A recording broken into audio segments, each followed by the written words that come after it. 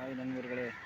ஆ தூத்துக்குடி தெப்பக்குளத்து மாரியம்மன் ரெண்டாங்கேட்டில் பார்த்தீங்கன்னா, தெப்பக்குளத்துல ஃபுல்லாக உலவும் மீன் ஃபுல்லாக அதிகப்படியான மீன் சாகுது. அது பொதுமக்கள் வந்து எல்லாருமே பார்த்தீங்கன்னா, அந்த வடை, இந்த மீனுக்கு இரை வாங்கி போடுறேன்னு பேரில் எவன கண்டதுலையும் வாங்கி போட்டு நிறைய செத்துருக்குது. ஒவ்வொரு மீன் பார்த்தீங்கன்னா 10, 15 கிலோக்கு மேலே இருக்கும். ஒவ்வொரு மீனும் பார்த்தீங்கன்னா தூக்கி தூக்கி போடுறாங்க. நிறைய மீன் செத்து கிடக்கு. அவ்வளோ பெரிய பெரிய மீனாக செத்து கிடக்கு. இது அரசு அதிகாரிகள்லாம் பார்த்தாங்கன்னா, அந்த தண்ணியை மாற்றி விடல. இந்த மழை டைமில் வந்து தண்ணி வருஷக்கணக்கில் கிடக்கு. அந்த தண்ணி பச்சை பச்சையும் கிடக்கு. அந்த தண்ணியை எடுத்து கொஞ்சம் மாற்றினா கூட இந்த மீன் உயிர் வாழ்க்கும். இப்போ உள்ள மழை சீசனில் பார்த்தீங்கன்னா, ஏதாவது தண்ணி புது தண்ணி மாற்றி விட்டாலும் கூட நல்லாயிருக்கும் பார்த்துக்கோங்க. நிறைய மீன் சாகுது.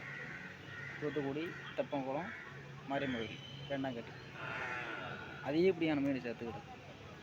ஒவ்வொரு மீனை தூக்கி தூக்கி போடுறாங்க. ஒரு கிலோ ஒவ்வொரு மீன் பார்த்தீங்கன்னா 15 கிலோ 20 கிலோ இருக்குமாண்ணா மீன். சரியான மீனாக இருக்குது. நிறைய இறைய போகிறன்ற பேரில் வடை அது இதுன்னு வாங்கி போட்டு அந்த மீனில் அவங்க தான் கொள்கிறாங்க.